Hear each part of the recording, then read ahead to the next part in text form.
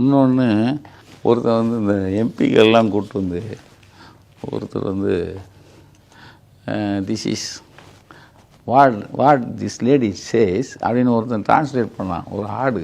Mr. Vijay sang a song calling 10 rupee Balaji. So immediately Chappal started flying from left and right of the crowd. எனக்கு ஒரே சிரிப்பாக தான் வருது. நேற்று என் தம்பி நம்ம அட்வொகேட் ஒருத்தர் பிபி அவர் தான் என்கிட்ட காமிச்சா ஒரே சிரிப்பு. என்ன சிரிப்பு? ஏன்னா சொல்லிட்டு சிரிங்கன்னு சொல்கிறீங்களா? அந்த ஆடு மலை அது எப்பயுமே அரசியல்வாதி இவனால் ஆதாயம் இல்லைன்னா 14 மாடி கட்டடத்தை தூக்கிட்டு போய் அங்கேருந்து பொத்துன்னு போட்டுருவாங்க. அது இந்த விஜயை நம்பிட்டு இருக்கிற முதவிக்கும் தெரியல, விஜயை தொங்கிட்டு இருக்கிற முதவிகளுக்கு தெரில. அவனை ஏதோ எங்கேயோ பார்த்துருக்காங்க போல் பேட்டி கேட்குறாங்க. அந்த பேட்டியில் அவன் சொல்கிறான், என்ன சார் ஏன் சார் நொச்சுன்னு என்கிட்டயே கேட்டுட்ருக்கீங்க, ஏன் அந்த விஜய்கிட்ட போய் கேட்க வேண்டியதானே? விஜய்க்கு என்ன நாங்கள் என்ன மார்க்கெட்டிங் ஆஃபீஸரா? நொச்சுன்னு என்கிட்டயே கேட்டுட்றீங்க. அது பாருங்களேன், அவன் கட்டுப்பாய். விஜயை போய் கேளுங்கன்னா சும்மா அவர் தவிர எல்லாருமே பேசுறாங்க.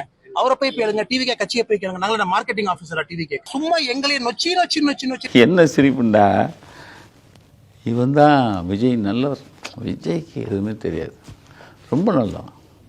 செந்தில் பாலாஜி தான், அரசாங்கம் தான், போலீஸ் தடியடி பண்ணிடக்கூடாது. எனக்கு கடுப்பாய் பேசுன பேச்சு இருக்குல்ல, அது விஜய்க்கெலாம் பச்சை பிள்ளைன்னா இதில் ஆனாவே இன்னும் போட ஆரம்பிக்கிற அரசியலில். இதுதான் அரசியல்.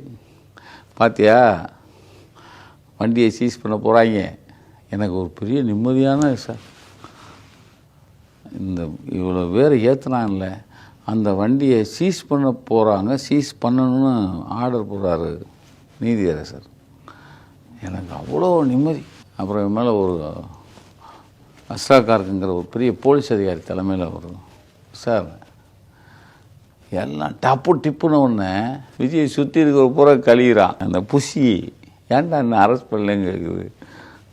இன்னொருத்தர் நிர்மல்குமார் ஏன்டா என்ன அரெஸ்ட் பண்ணல, டிஸ்மிஸ்டில்